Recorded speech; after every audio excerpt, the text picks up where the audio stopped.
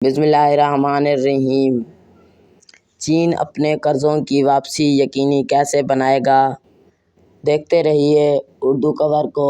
اردو کور 2.0 کو سبسکرائب کر لیجئے، بیل آئیکن دبا لیجئے تاکہ نئے آنے والی ویڈیو کا نوٹیفیکیشن آپ کو ملتا رہے۔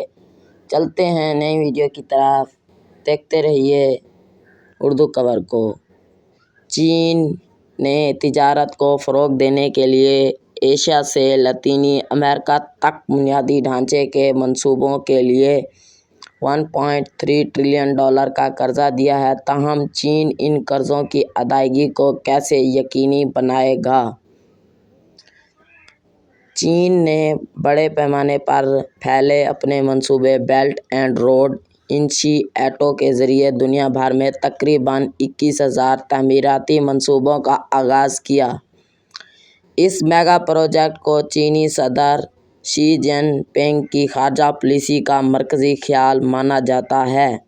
ایک تازہ ترین تحقیق کے مطابق بیجنگ نے کم آمدنی والے ممالک میں پلوں، بندرگاہوں اور شاہراہوں کی تعمیر کے لیے پچھلے دہائی کے دوران $1.3 ٹریلین سے زائد کا قرضہ دیا ہے۔ چینی ترقیاتی منصوبے BRI نے چین اور باقی دنیا کے درمیان قدیم تجارتی راستوں کو بحال کرنے میں مدد کی ہے، اس لیے اسے نیو سلک روڈ کا نام دیا گیا ہے۔ اس منصوبے نے بیجنگ کے عالمی اثر و رسوخ کو مزید بڑھایا، تاہم تیزی سے ترقی کرتے یہ منصوبے واشنگٹن اور برسلز کی پریشانی کا باعث بن رہے ہیں۔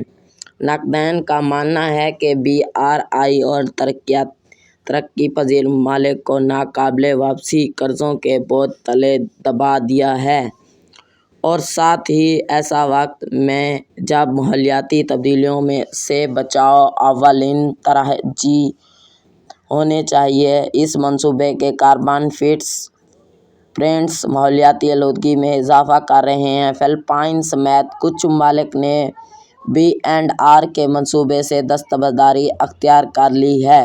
چین نے نئے منصوبوں میں اربوں کی سرمایہ کاری جاری رکھنے کا عزم کیا۔ چین کی جانب سے کئی ممالک کو دیے گئے قرضوں پر پچھلے 10 سالوں کا بل اب واجب الادا ہے۔ ترقی پذیر ممالک BRI قرض ادا کرنے سے قاصر ہیں۔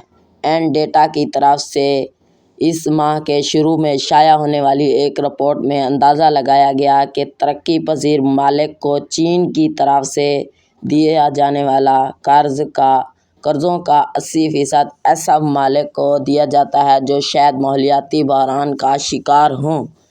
امریکہ میں مقیم ریسرچ ہاؤس نے اندازہ لگایا کہ اس ضمن میں سود کے علاوہ بنیادی قرضوں کی رقم کم از کم $1.1 ٹریلین ہے۔ اس رپورٹ میں یہ واضح نہیں کیا گیا کہ کون سے ممالک شرائط کے مطابق قرض کے اقساط ادا کرنے سے قاصر ہیں، تاہم یہ ضرور کہا گیا کہ ان قرضوں پر سود کی رقم بہت بڑھ چکی ہے۔ رپورٹ کے مصنفین کے مطابق بعض صورتوں میں تاخیر سے ادائیگی پر جرمانے کے طور پر شرح سود کو 3% سے 8.7% تک بڑھا دیا ہے۔ چین کا مقابلہ کرنے کے لیے یورپ اور امریکہ کیا حکمت عملی اپنا رہے ہیں؟ اس رپورٹ میں اس بات کا انکشاف بھی کیا گیا کہ جہاں ایک طرف چین کم آمدنی والے ممالک کو $80 بلین کے قرضے فراہم کر رہا ہے، وہیں واشنگٹن ہر سال تقریباً $60 بلین اس طرح کے ترقیاتی فنانس میں خرچ کرتا ہے، جس کا مقصد US international development finance corporation کی مدد سے نجی شعبے کے منصوبوں کی مالی معاونت ہے۔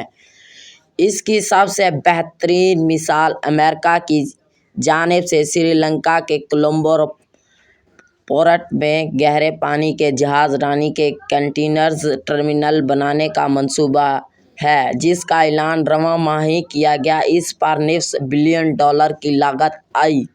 اب پچھلے مہینے یورپی یونین نے اپنا گلوبل گیٹ وے پروگرام کے ذریعے اپنا پہلا سربراہی اجلاس منعقد کیا، جس سے BRI کے متبادل کے طور پر بھی دیکھا جاتا ہے اور امید کی جاتی ہے کہ اس سے یورپ کے اثر کو خاص طور پر گلوبل ساؤتھ میں برقرار رکھنے میں مدد ملے گی۔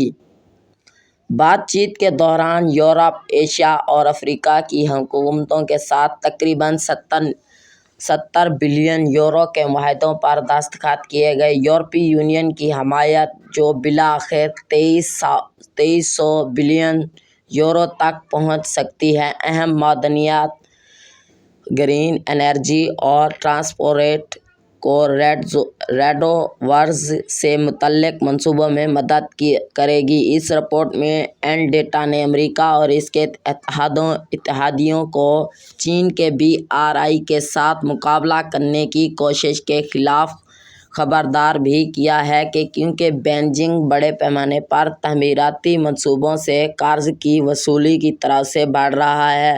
تاہم رپورٹ کے مصنفین نے کہا کہ BRI کے بہت سے منصوبوں کی ناکامی سری لنکا جیسے متاثرہ ممالک کو مغرب کے مقدار میں واپسی لانے کا موقع فراہم کر سکتی ہے۔ میری ویڈیو آپ دوستوں کو اچھی لگی ہے تو لائک کریں، کامنٹس کریں، اپنے دوستوں کے ساتھ زیادہ سے زیادہ شیئر کریں۔ Thanks for watching. اگلی ویڈیو کے ساتھ پھر ملیں گے انشاءاللہ۔ دیجیے اردو کور 2 کو اجازت۔ اللہ حافظ، خدا حافظ۔